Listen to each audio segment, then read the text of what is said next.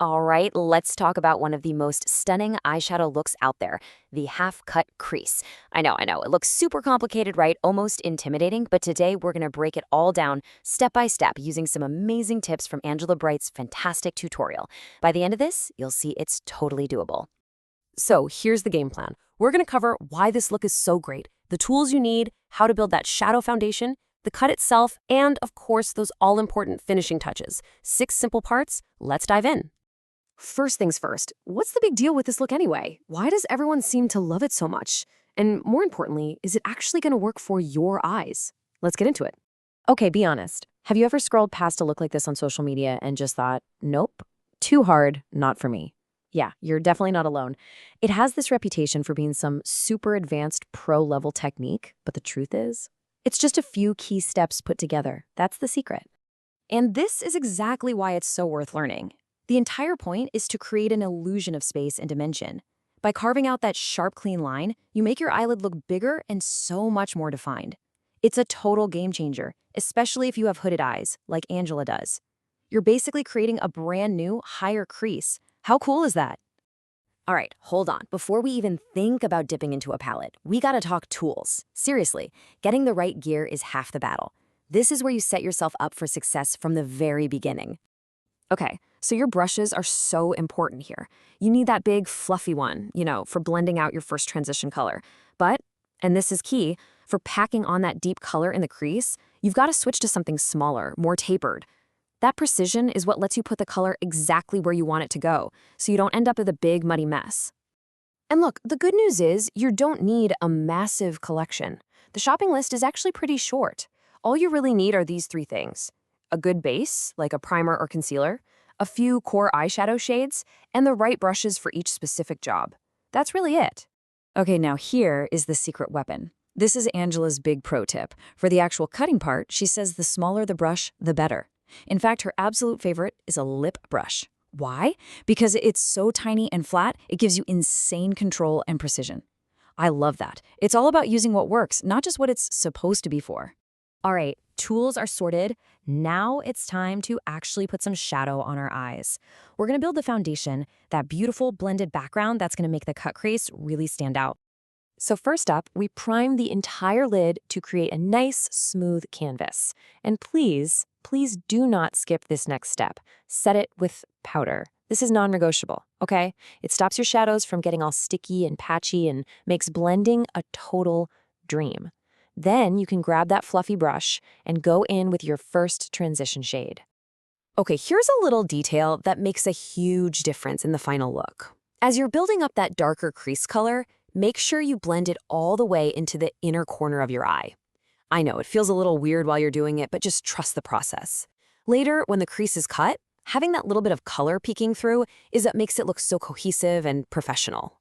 Now, to get that gorgeous depth, you're going to take that precise brush and just stamp the darker shadow on the outer corner, kind of connecting it up into the crease.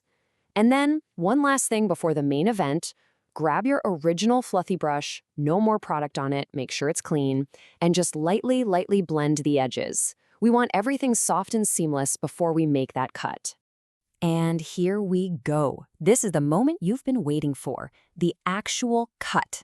Don't be nervous, I promise, it's not as scary as it looks. It's really just one simple little trick. So what does cut crease even mean? Well, it's pretty literal. We're going to use a light-colored concealer to cut across the eyelid, creating a super sharp, defined line. It's that clean separation between the dark crease color and the light lid color that gives you that amazing, striking effect. Okay, get ready because this is the absolute magic trick. Especially if you have hooded eyes, you need to hear this. Instead of just guessing where to put the line, you let your eye tell you. You put a little dot of concealer on your lid close to your lashes, and then you just look straight ahead and up. See where it transferred? That little mark? That is exactly where your cut crease should go. It's absolutely brilliant. So you've got your guideline, now you just take your little flat brush and basically connect the dots, shaping out that nice clean half moon. But wait, here's another crucial little step. Wipe your brush clean and then gently pat the outer edge where the concealer meets the dark eyeshadow. This just softens it a tiny bit so it creates a soft fade instead of a harsh stamped on line.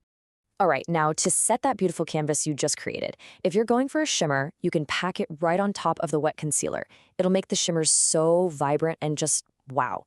But if you're using a matte shadow, you absolutely have to set the concealer with a translucent powder first.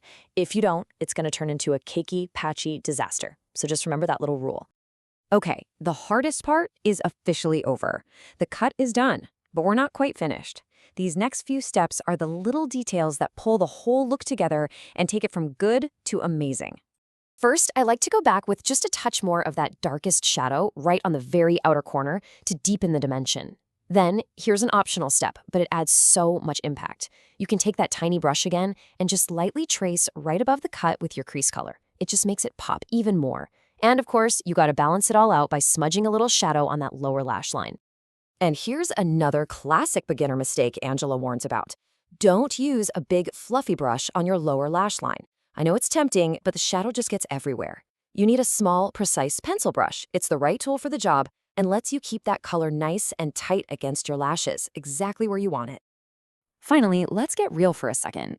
What if you try this and it doesn't look perfect on the first go?